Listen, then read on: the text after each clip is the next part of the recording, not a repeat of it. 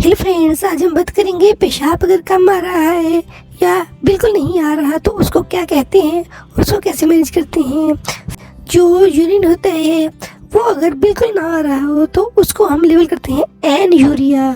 और अगर पेशाब जो है वो 400 ml 24 घंटे में 400 ml से कम आया है तो उसको हम ओलिगोयूरिया लेबल करते हैं, यानी कि ये नॉर्मल कंडीशन नहीं है। और इसके लिए पेशेंट को हमने एवेलुएट करना होता है कि इसकी क्या वजह हो सकती है और इसको कैसे ट्रीट करना है। इसमें एक वजह हो सकती है किडनी के पहले की, और एक वजह होती है किडनी की अपनी वजह, या फिर किडनी के बाद की वजह हो सकती है।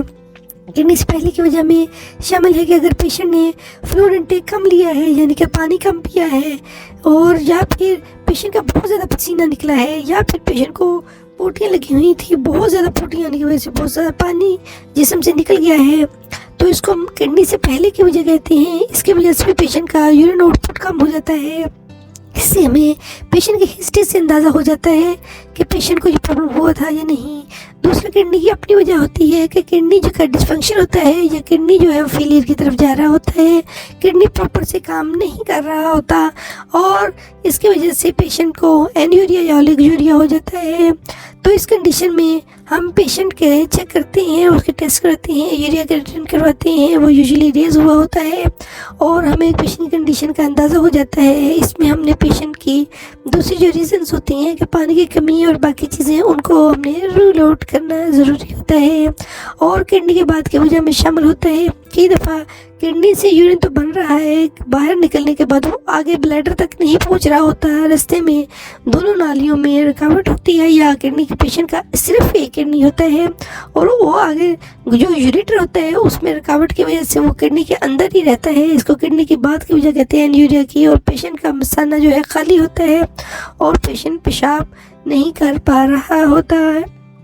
फ्रेंड, बहुत सारे दोस्त इसमें वो परेशान हो जाते हैं कि वो रिटेंशन को एनयूरिया में काउंट कर लेते हैं। अगर किसी का मसाना भरा हुआ है और वो पेशाब नहीं कर पा रहा किसी वजह से तो ये रिटेंशन होती है, लेकिन अगर मसाने में यूरिन नहीं है तो ये एनयूरिया या ओलिगोयूरिया कहलाता है।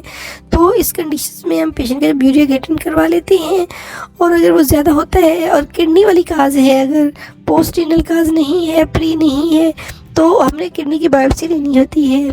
और अगर प्री रीनल काज है तो इसका मतलब है कि पेशेंट का फ्लूइड लॉस हुआ है या ब्लड लॉस हुआ है, जैसे किसी एक्सीडेंट में ब्लड लॉस हो सकता है, तो हम पेशेंट का फ्लूइड या ब्लड पूरा करते हैं तो पेशेंट की बेहतरी आ जाती है। अगर पोस्ट रीनल काज है, जैसे गुर्दे में यूरिन बना और आगे नहीं जा पाया, तो हम गुर्दे में डायरेक्ट नाली डालते हैं, जिसको हम PCN कहते हैं। यानी कि PCN डालने के बाद वो पेशेंट का गुर्दा क्लियर हो जाता है, यूरिया क्रिएटिनिन नॉर्मल हो जाता है।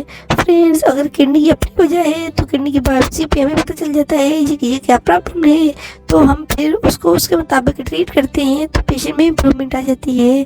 तो फ्रेंड्स, ये थी आज की हमारी वीडियो कि अगर किसी पेशेंट को पेशाब कम आ रहा है तो उसको क्या करना चाहिए, कौन सी टेस्ट करवानी चाहिए, जिसमें यूरिया क्रिएटिनिन शामिल था, और उसके फर्दर क्या क्या वजूहत हो सकती हैं और वजूहत की क्या क्या ट्रीटमेंट हो सकती हैं।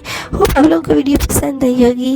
अगर वीडियो पसंद आई तो जिसको जल्दी से लाइक करें और इसको आप शेयर करें उन सब दोस्तों के साथ जो अपनी सेहत का ख्याल रखते हैं, और हमारे चैनल को जल्दी से सब्सक्राइब कर दें ताकि आपको इस तरह की वीडियोज़ मिलती रहें। बहुत बहुत शुक्रिया।